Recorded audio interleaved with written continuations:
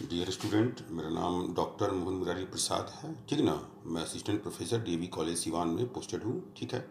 तो आज मैं बताने जा रहा हूँ आपको ठीक ना, ऑडिटिंग वगैरह में ये है टॉपिक है स्टैट्यूटरी राइट्स, ये है ना, जो कि पावर हुआ and duties of company auditor. तो इसमें मैं आज की क्लास में मैं statutory rights and power of company auditor बताऊँगा। ठीक है। ये जो है ये टॉपिक बीकॉम पार्ट 1 और एमकॉम फोर्थ सेमेस्टर दोनों में है। ठीक है।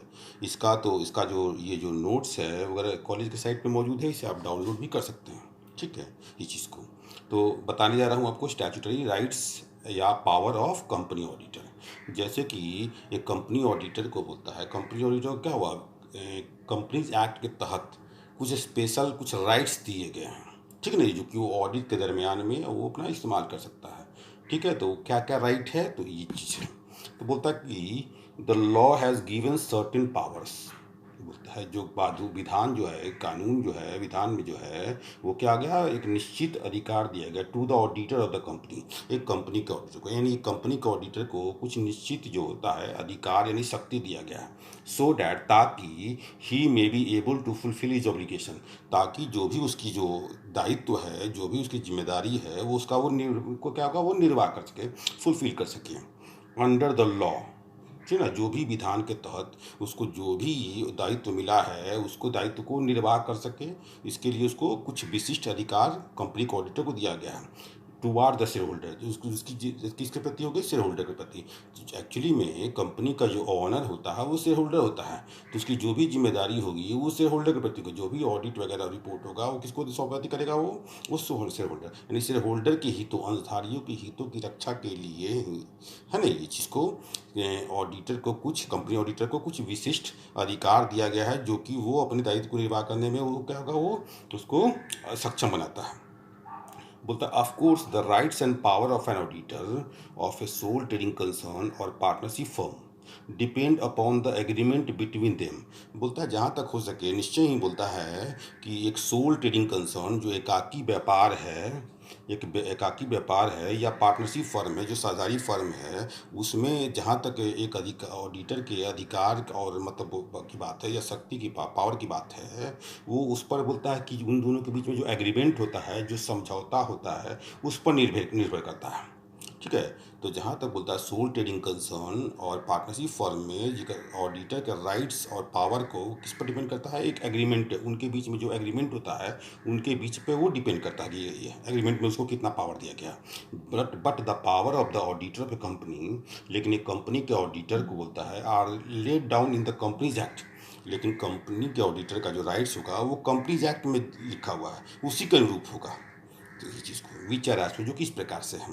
तो कहने का यही मतलब है कि एक सोल ट्रेडिंग कंसर्न और पार्टनरशिप फर्म में जो ऑडिटर है उसका जो राइट्स और पावर है वो उनके बीच में जो एग्रीमेंट होता है, जो समझौता होता है, उस पर डिपेंड करता है कितना उसको राइट दिया गया है। लेकिन कंपनी के ऑडिटर के जहाँ तक अधिकार की बात है, तो जो कंपनीज एक्ट में जो मेंशन किया गया है, कंपनी एक्ट में जो दिया गया है, विस्तृत दिया गया है, उसी के अनुसार वो गति करेगा। क्या है, तो भाई विचार है जो कि एक अधिकार क्या है, इस प्रकार से है। पहला होता है राइट ऑफ एसेस। ठीक ना, right of access to books of accounts and vouchers. तो बोलता है कि right of access to books of accounts and voucher. तो बोलता है कि उसको पहला अधिकार क्या है, वो कि किसी भी समय जो होता है कंपनी का जो भी मेंटेन करता है अकाउंट्स और जो वाउचर है वो किसी समय भी वो देख सकता है, जा सकता है। ठीक नहीं है। Right of access to books of accounts and voucher यानी पहुंच का अधिकार। कोई भी जो भी बुक्स ऑफ अकाउंट्स और वाउचर पे वो उसका होगा, उसको पहुंच का अधिकार है, वो कभी भी किसी भी समय वो पहुंच सकता है, बशर्ते कि वो वर्किंग आवर हो। तो इसमें बताया गया है कि under the companies act, company अधिनियम के तहत every auditor of a company, बोलता है कि प्रत्येक कंपनी के ऑडिटर को shall have a right of access. बोलता है कि उसको पहुंच का अधिकार है एट ऑल टाइम्स, किसी भी समय, that is at any time during the business hours. बोलता है किसी भी समय जो उसका बिजनेस आवर जो कार्यावधि है उस दरमियान वो कभी भी जाके वो पहुंच सकता है। ठीक है ना। वो to the books of accounts and voucher of the company, जो भी कंपनी का बुक्स ऑफ अकाउंट्स है, वाउचर है, वो पहुंच सकता है, उसको देख सकता है। ठीक है, ये हो गया। The books, voucher etcetera may be kept at the head office of the company और एल्सवेयर बोलता है कि ये जो बुक्स ऑफ अकाउंट्स है या जो भी वाउचर है कंपनी का, वो हेड ऑफिस में कहीं भी रखा सकता है, या हेड ऑफिस में रखा सकता है या कहीं और भी रख सकता है, but the auditor can have access to them at any place. बोलता है कि चाहे वो हेड ऑफिस में रखा जा सकता है, चाहे वो कहीं और भी जगह रखा है, लेकिन ये सुनिश्चित होना है कि ये जो ऑडिटर जो है वो किसी भी समय उसको देख सकता है, इस चीज़ को ये निश्चित करना, ठीक है। तो बोलता है कि चाहे तो जो भी बुक्स ऑफ अकाउंट्स और वाउचर है वो हेड ऑफिस में हो सकता है या कहीं और भी हो सकता है, लेकिन ऐसा व्यवस्था होनी चाहिए कि ऑडिटर कभी भी किसी भी समय भी ड्यूरिंग द वर्किंग आवर, वो जो है वर्किंग आवर के दौरान वो उसको पहुंच सकता है, उसको देख सकता है। सेकंड जो राइट है वो है आपका right to obtain information, right to obtain information and explanation. जो बोलता है कि दूसरा उसको अधिकार क्या है कि कोई भी सूचना और कोई भी स्पष्टीकरण को प्राप्त करने का अधिकार, कोई भी सूचनाएं एवं स्पष्टीकरण को प्राप्त करने का अधिकार। तो बोलता है as per the provision containing the companies act, company act में जो भी प्रोविजन कहा गया है उसके अनुसार a company auditor has a right to receive any information explanation, ठीक है। बोलता है कि ऑडिटर को यह अधिकार है कि कोई भी सूचना और कोई भी स्पष्टीकरण प्राप्त कर सकता है फ्रॉम डायरेक्टर, संचालकों से, और एनी रिस्पॉन्सिबल ऑफिसर, या कोई भी जो जिम्मेदार जो है उत्तरदायी जो भी जिम्मेदार अधिकारी है या कर्मचारी है उससे वो प्राप्त कर सकता है। कंपनी का यानी कंपनी के जो संचालक है या अन्य कोई जिम्मेदार अधिकारी या कर्मचारी है उससे वो कोई भी सूचनाएं और स्पष्टीकरण वो प्राप्त कर सकता है। As he may think necessary for he the performance, जैसा कि वो उसके है ना वो ड्यूटी को परफॉर्म करने के लिए उसको आवश्यक लगे, ठीक है। Performance of his duties as an auditor, यानी एक ऑडिटर के रूप में, ठीक है, एक ऑडिटर के रूप में जो भी उसको ड्यूटी को परफॉर्म करने के लिए जो भी सूचनाएं या जो भी स्पष्टीकरण आवश्यक होता है वो डायरेक्टर या अन्य जिम्मेदार अधिकारियों या कर्मचारियों से वो उसको प्राप्त कर सकता है। इफ़ द डायरेक्टर और ऑफिसर ऑफ द कंपनी, यदि कोई डायरेक्टर या और कंपनी का officer refuse to supply some information, बोलता है कि अगर उसको नहीं देने में इनकार करता है ना, इन सूचनाएं स्पष्टीकरण देने में इनकार करता है, the auditor has the right, auditor को ये अधिकार है कि to mention the fact in this report, वो इस तथ्य को अपने रिपोर्ट में उसको वो मेंशन करे, ये उसको अधिकार है, ठीक नहीं है। अगर वो कोई सूचना नहीं देता है या नहीं प्राप्त होता है तो उसको वो अपनी रिपोर्ट में शामिल करने का उसको अधिकार है। तीसरा होता है right to attend general meeting. बोलता है कि जनरल मीटिंग अटेंड करने का अधिकार, ठीक है, वो सामान्य सभा को में वो अटेंड करने का उसको अधिकार प्राप्त होता है। तो बोलता है as per the provision of the companies act में प्रोविजन के अनुसार the auditor has a right to receive notices, auditor को ये अधिकार है कि वो नोटिसेज, जो भी नोटिसेज है और अदर कम्युनिकेशन है, जो भी सूचना है, जो भी पत्राचार है, उसको प्राप्त करने का अधिकार है। कंपनीज एक्ट के प्रावधानों के अनुसार एक ऑडिटर को ये अधिकार कि कोई भी वो सूचना, नोटिस जो होता है या अदर इन्फॉर्मेशन जो अन्य चीज जो पत्राचार है, कम्युनिकेशन है, उससे है ना रिलेटिंग टू जनरल मीटिंग, जो जनरल मीटिंग के संबंध में, सामान्य सभा के संदर्भ में जो भी सूचनाएं हैं, जो भी पत्राचार है, उसको प्राप्त करने का उसको अधिकार है। इन द सेम वे, बोलता है in the same way as a member of the company, एक कंपनी के सदस्य को जिस प्रकार से अधिकार प्राप्त है सूचनाएं और नोटिस और कम्युनिकेशन प्राप्त करने का, ठीक उसी प्रकार से ऑडिटर को भी वो अधिकार है कि जनरल मीटिंग से संबंधित, सामान्य सभा संबंधित जो भी सूचनाएं हैं, जो भी उसको प्राप्त करने का अधिकार है, ठीक है। He is also entitled to attend, उसको बोलता है कि he is also entitled to, है ना, अटेंड, उसको ये भी अधिकार है, उसको अटेंड करने का भी अधिकार है the general meeting of the share holder, जो अंशधारियों का जो सामान्य सभा होता है उसमें वो अटेंड करने का भी उसको अधिकार प्राप्त है। सिर्फ सूचनाएं और पत्राचार ही प्राप्त नहीं करे बल्कि उसको शामिल होने का भी उसको अधिकार है कि वो जनरल मीटिंग में जो है वो उसको शामिल होने का भी उसको अधिकार प्राप्त है। The right to attend the meeting is given to the auditor, बोलता है कि जो शामिल होने का अधिकार तो ऑडिटर को दिया गया है। ये बोलता है कि जो मीटिंग अटेंड करने का उसको राइट दिया गया है, but it is not compulsory for him, लेकिन इसके लिए वो उसके लिए अनिवार्य नहीं है टू अटेंड द मीटिंग, बोलता है मीटिंग में शामिल हो उसके लिए अनिवार्य नहीं है, उसको अधिकार दिया गया है कि वो जनरल मीटिंग में शामिल हो सकता है, लेकिन ये कंपलसरी नहीं है, उसकी इच्छा पर निर्भर करता है, अगर वो चाहे तो शामिल भी हो सकता है, चाहे तो नहीं भी हो सकता है, नहीं, अनिवार्य नहीं है। थर्ड हो गया। फोर्थ पॉइंट में आता है right to heard at the meeting, मतलब उसको मीटिंग में सुनने का भी उसको अधिकार है, ठीक है नहीं, right to be heard at the meeting, मतलब वो उसको उसके सुने जाने का भी उसको अधिकार है, मतलब ये अधिकार है कि वो कुछ बोल भी सकता है, अपना वक्तव्य भी दे सकता है। The auditor has not only right to attend the meeting, बोलता ऑडिटर को सिर्फ बोलता है कि मीटिंग में शामिल होने का ही अधिकार नहीं है, but he has a right to make any statement on any part of the business, है ना। बोलता है बिजनेस से किसी भाग से संबंधित तो कोई भी स्टेटमेंट उसको देने का भी अधिकार है, which concern him as an auditor, जो कि एक ऑडिटर के रूप में उससे संबंधित है। एक ऑडिटर के रूप में जो भी संबंधित है बिजनेस व्यवसाय का जो भी भाग पर, वो अपना वक्तव्य भी दे सकता है। सिर्फ शामिल होने का अधिकार नहीं, बल्कि वो अपना स्टेटमेंट भी दे सकता है, वक्तव्य भी दे सकता है, जो कि एक ऑडिटर को उसको मानते हैं। 5th पॉइंट में आता है राइट टू विजिट ब्रांचेस।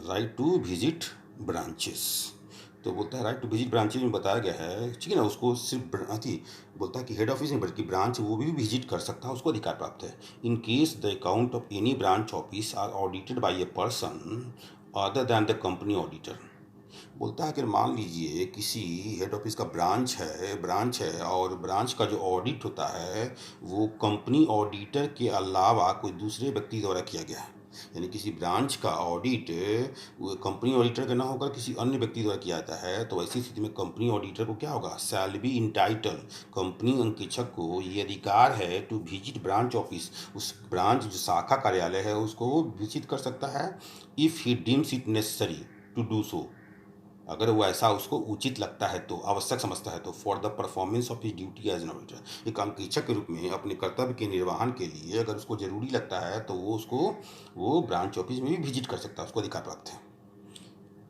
ठीक है। सेकंड में होता है शैल हैव द राइट, बोलता है कि उसको यह भी अधिकार प्राप्त है, राइट ऑफ एक्सेस, उसको मतलब पहुंच का भी अधिकार प्राप्त है, एट ऑल टाइम्स, किसी भी समय, to the books and accounts, जो भी बुक्स ऑफ अकाउंट्स है उसको किसी समय भी पहुंचने का अधिकार है, बशर्ते कि वो वर्किंग आवर में हो। ठीक है।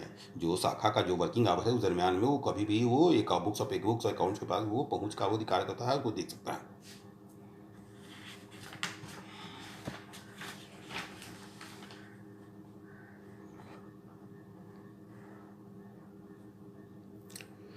ठीक है। 6 पॉइंट में था right to receive remuneration. Right to receive remuneration बोलता है कि पारिश्रमिक प्राप्त करने का अधिकार, as per the provision of the companies act, अगर बोलता है कंपनीज एक्ट के प्रोविजन के अनुसार, प्रावधानों के अनुसार, the auditor is entitled to demand his remuneration, बोलता है ऑडिटर को ये अधिकार है कि वो अपना रेमुनरेशन की मांग कर सकता है, फ्रॉम द क्लाइंट, जो भी क्लाइंट है जो उसको अपॉइंट किया है उससे वो अपना रेमुनरेशन की मांग कर सकता है, after he is dismissed in the middle, अगर उसको बीच में ही उसको हटा दिया जाता है, अगर उसको बीच में ही उसका सेवा मुक्त कर दिया जाता है, बर्खास्त कर दिया जाता है, तो वो अपने क्लाइंट से रेमुनरेशन डिमांड कर सकता है। He has a right to get full remuneration of the year, यानी साथ ही साथ क्या होगा, उसको पूरा अधिकार है, ही हैज़ ए राइट, उसको अधिकार है कि टू गेट फुल रेमुनरेशन, पूरा पारिश्रमिक प्राप्त कर से ऑफ द ईयर, जो उस साल के लिए जो निर्धारित है पूरा पारिश्रमिक उसको प्राप्त करने के अधिकार है। कहने का मतलब यही है कि एक ऑडिटर तो भाई उसका काम है ऑडिट करना, लेकिन ठीक है पूरे बुक्स ऑफ अकाउंट्स को अगर इन द मीन टाइम बीच में ही अगर मतलब समाप्ति से पहले ही अगर हटा देता है, किसी कारण से उसको बर्खास्त कर दिया, हटा देता है, बीच में ही हटा देता है, तो उसको ये अधिकार है कि उस वर्ष के लिए निर्धारित जो भी रेमुनरेशन है वो उसको पूरा प्राप्त करने का उसको अधिकार प्राप्त है। ठीक है। राइट टू बी इंडेमनीफाइड बोलता है क्षतिपूर्ति का अधिकार है, अगर मान लीजिए किसी कारण से किसी भी एक्ट के, चाहे उस कंपनी के मैनेजमेंट या किसी भी तरह से अगर उसको नुकसान होता है तो उसको क्षति को पूरा करने का भी उसको अधिकार है। तो राइट टू बी इंडेमनीफाइड, क्षतिपूर्ति का भी है ना, राइट टू बी इंडेमनीफाइड, क्षतिपूर्ति प्राप्त करने का अधिकार। तो बोलता अंडर द कंपनीज एक्ट के तहत, कंपनी विधान के अंतर्गत, एक कंपनी में इंडेमनीफाई, कंपनी को बोलता है वो इंडेमनीफाई कर सकता है, क्षतिपूर्ति कर सकता है, एनी ऑफिसर और ऑडिटर, कोई भी एक कंपनी जो होता है किसी भी अधिकारी या ऑडिटर को वो क्षतिपूर्ति कर सकता है अगेंस्ट एनी लायबिलिटी, किसी भी दायित्व के विरुद्ध, इनकर्ड बाय हिम, उसके द्वारा जो व्यय किया गया है, इन डिफेंडिंग एनी प्रोसीडिंग, कोई भी कार्रवाई के बचाव में, वेदर सिविल और क्रिमिनल, चाहे वो सिविल नेचर का हो चाहे वो क्रिमिनल नेचर का हो। ठीक नहीं है। बोलता है कि कोई भी अगर मान लीजिए उसके विरुद्ध में कार्रवाई की गई है, अगर उसके विरुद्ध में कार्रवाई की गई है, सिविल हो या क्रिमिनल नेचर का भी किया गया है, उससे बचाव के लिए, है ना, उसके बचाव के लिए जो भी खर्च करता है कोई अधिकारी या ऑडिटर खर्च करता है, ठीक है ना, तो कंपनी को अधिकार, कंपनी को से वो क्या होगा, वो कंपनी को ये है कि उसको वो क्षतिपूर्ति देगी। ठीक है ना, बशर्ते कि in which judgment is given in his favour, बशर्ते कि उसका जजमेंट उसके फेवर में होना चाहिए, जजमेंट उसके पक्ष में होना चाहिए। यहाँ का यही मतलब है कि एक ऑडिटर जो है ठीक है ना, उसके अगर कोई ऐसा अति हो गया है, कोई कार्रवाई किया गया है जो उसके इंटरेस्ट के विरुद्ध हो, जो उसके हित के विरुद्ध हो, ठीक है ना, उसके विरुद्ध में ऐसी कार्रवाई की गई है और उसके बचाव के लिए जो भी उसने खर्च किया है, ठीक है ना, चाहे वो सिविल नेचर का हो, क्रिमिनल नेचर का हो, और जजमेंट जो है, निर्णय जो है उसके पक्ष में आया हो, तो कंपनी से क्षतिपूर्ति प्राप्त कर सकता है। 8th पॉइंट में right to take legal and technical advice बोलता है कि उसको जो है लीगल यानी वैधानिक और टेक्निकल तकनीकी सुझाव प्राप्त करने के अधिकार है, यानी वैधानिक और तकनीकी सुझाव प्राप्त करने के अधिकार है। एक्चुअली में ऑडिटर जो होता है, ऑडिटर ठीक नहीं है, तो ऑडिटर जो होता है वो टेक्निकली या लीगली एक्सपर्ट नहीं होता है, ठीक नहीं है, लीगली यानी वैधानिक रूप से और तकनीकी रूप से एक्सपर्ट नहीं होता है। तो अगर मान लीजिए वह ऑडिट के दरमियान में अगर उसको ऐसा लगता है कि हाँ इस संदर्भ में लीगल एडवाइस चाहिए, टेक्निकल एडवाइस चाहिए, तो उसको जो भी कंसर्न है, चाहे वो कंपनी मैनेजमेंट का हो या कहीं और से भी है, उसका वो अपना वो सुझाव प्राप्त कर सकता है। एक company auditor can take legal and technical advice, एक कंपनी ऑडिटर बोलता है प्राप्त कर सकता है क्या भाई, लीगल और टेक्निकल एडवाइस, लीगल यानी कानूनी और तकनीकी सुझाव प्राप्त कर सकता है on any matter of legal and technical importance. बोलता है कि कोई भी वैधानिक और तकनीकी महत्व के कोई भी मैटर पर वो लीगल और टेक्निकल एडवाइस प्राप्त कर सकता है, arising from account of the company, company के अकाउंट को जांच करने के दरमियान अगर कुछ भी ऐसा लीगल टेक्निकल महत्व का कुछ भी ऐसा मैटर हो, तो उसके संदर्भ में वो लीगल और टेक्निकल एडवाइस प्राप्त कर सकता है। As he has not got adequate knowledge and experience of such matter, जैसा कि उसको जानते कि उसको इसके संदर्भ में क्या होगा, अगर उसको पर्याप्त जानकारी या अनुभव नहीं है इस मैटर पर, ठीक नहीं है, तो वो टेक्निकल और लीगल एडवाइस कंसर्न से संबंधित व्यक्ति से ले सकता है। whether he has expressed his opinion on the account of the company relying upon such legal or technical advice, he should clarify this fact in his audit report. अगर मान लीजिए अगर वो जो इस लीगल और टेक्निकल एडवाइस कंपनी के ही official से प्राप्त करता है, इस संदर्भ में अगर उस पर वो लीगल और टेक्निकल जो भी एडवाइस दिएगा उस पर वो विश्वास करता है, रिलाई करता है, तो उस पर विश्वास करता है, तो इस तथ्य को वो अपने रिपोर्ट में, ऑडिट रिपोर्ट में उसको मेंशन कर देना चाहिए। मतलब अगर मान लीजिए कि कंपनी के सदस्य ही, कंपनी के मैनेजमेंट से ही अगर मान लीजिए कोई लीगल या टेक्निकल एडवाइस प्राप्त करता है, उसके आधार पर ठीक नहीं करता है और उस पर विश्वास करता है, तो उस फैक्ट को अपने रिपोर्ट में वो मेंशन कर देगा।